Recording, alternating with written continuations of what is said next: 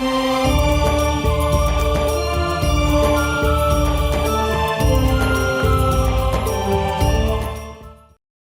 यहां देखिएगा 9वें अध्याय का 20वां श्लोक, अध्याय नंबर 9 का श्लोक नंबर 20।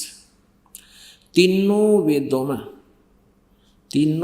में विधान किए हुए सकाम कर्मों, ये सकाम सुकुम कुछ नहीं तेना अपने आप पढ़ा रखे। तीनों वेदों में विधान किए हुए और सोम रस को पीने वाले पाप रहित पुरुष मुझको यज्ञों के द्वारा पूजकर स्वर्ग की प्राप्ति चाहते हैं। वे पुरुष अपने पुण्यों के फल रूप स्वर्ग लोक को प्राप्त होकर स्वर्ग में दिव्य देवताओं के भोगों को भोगते हैं। 21 में वे उस विशाल स्वर्ग लोक को भोगकर पुण्य अक्षीण होने पर मृत्यु लोक को प्राप्त होते हैं। इस प्रकार तीनों वेदों में कहे वे सकाम कर्म आश्रय लेने वाले भोगों के कामना वाले पुरुष बार बार आवागमन को प्राप्त होते हैं, अर्थात पुण्य के प्रभाव से स्वर्ग में जाते हैं, पुण्य क्षीण होने पर मृत्यु लोक में जाते हैं। 22 में कहा है, जो अनन्य प्रेमी भक्तजन मुझ परमेश्वर को निरंतर चिंतन करते हुए निष्काम भाव से बचते हैं, नित्य निरंतर मेरा चिंतन करने वाले पुरुषों का योग अक्षेम मैं स्वयं प्राप्त कर देता हूँ, यानी उनकी भक्ति की मैं रक्षा करता हूँ। बस आगे फिर 23 में कहा है, हे अर्जुन, यद्यपि श्रद्धा से युक्त जो सकाम भक्त, सकाम सुकुम नहीं, जो भक्त दूसरे देवताओं को पूजते हैं वे भी मुझको ही पूजते हैं, किंतु उनका वह पूजन अविधि पूर्वक है, यानी शास्त्र विदिता का मनमाना आचरण है। अपने आत्मा अब हम 16वें अध्याय के 23वें श्लोक को आपको दिखाते हैं। श्रीमद् भगवत गीता अध्याय 16 और श्लोक नंबर 23। जो पुरुष शास्त्र विधि को त्याग कर अपनी इच्छा से मनमाना आचरण करता है, मनमानी पूजाएं करता है, वह न सिद्धि को प्राप्त होता है, न परम गति को और न सुख को ही। व्यर्थ शास्त्र विधि को त्याग कर जो अविधि पूर्वक साधना करते। अब 16 में जाएगा 24 में, इससे तेरे लिए कर्तव्य और अकर्तव्य की व्यवस्था में शास्त्र ही प्रमाण है। ऐसा जानकर तू शास्त्र विधि से नियत यानी शास्त्र अनुकूल कर्म ही करने योग्य है। शास्त्र विधि से नियत यानी शास्त्र अनुकूल साधना ही करने योग्य है, करनी चाहिए। अब 17वां अध्याय के प्रथम श्लोक में प्रश्न किया अर्जुन ने। अब 17वां अध्याय है और प्रथम श्लोक में, हे कृष्ण, क्योंकि ये कृष्ण मान रहा था अर्जुन, जो मनुष्य शास्त्र विधि को त्याग कर श्रद्धा से युक्त हुए देव आदि का पूजन करते हैं, उनकी स्थिति फिर कौन सी है? सात्विक है अर्थात राजसी है या तामसी?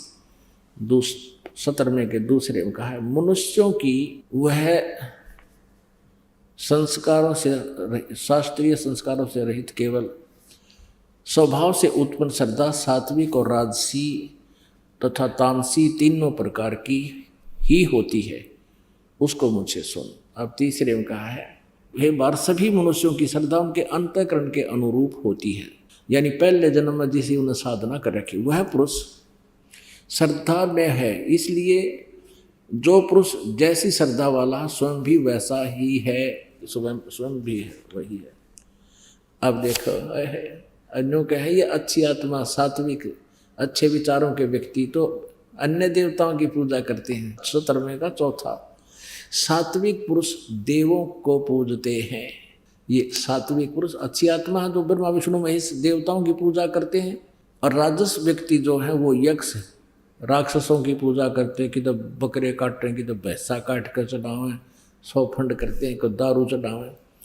और अन्य तामस मनुष्य जो हैं वे प्रेत भूत गणों की पूजा करते हैं, अपने आत्माओं।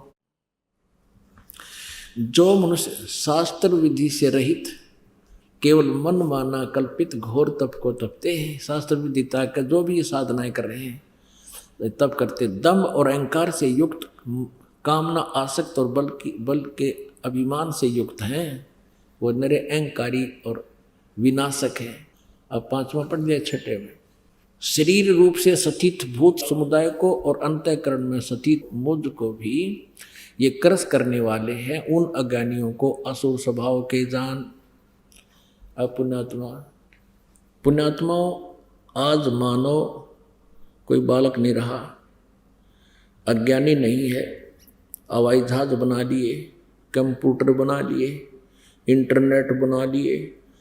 अब इस अध्यात्म ज्ञान को, अपने सदग्रंथों को हम बहुत आसानी से समझ सकते हैं, और इन मूर्खों ने जो आज तक हमारा जीवन नष्ट किया, इनको पहचान कर इनसे हम पीछा छुड़ा सकते हैं। जैसे श्रीमद् भगवत गीता अध्याय नंबर 18 के श्लोक नंबर 62 में गीता ज्ञान दाता कहता है कि अर्जुन, तू सर्वभाव से उस परमेश्वर की शरण में जा जिसकी कृपा से तू परम शांति को और सनातन परम धाम को प्राप्त होगा। यह गीता ज्ञान दाता से कोई और परमात्मा है, और इन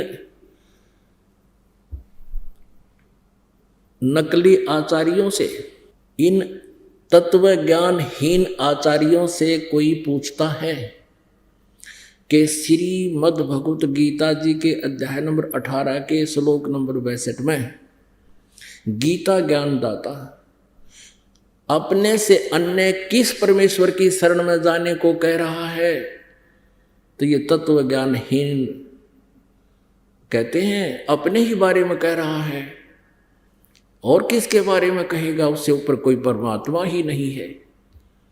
ये अकल के चोर, इन ना गीता का ज्ञान ना इन प्राणों का ज्ञान दुनिया को भ्रमित कर रहे हैं।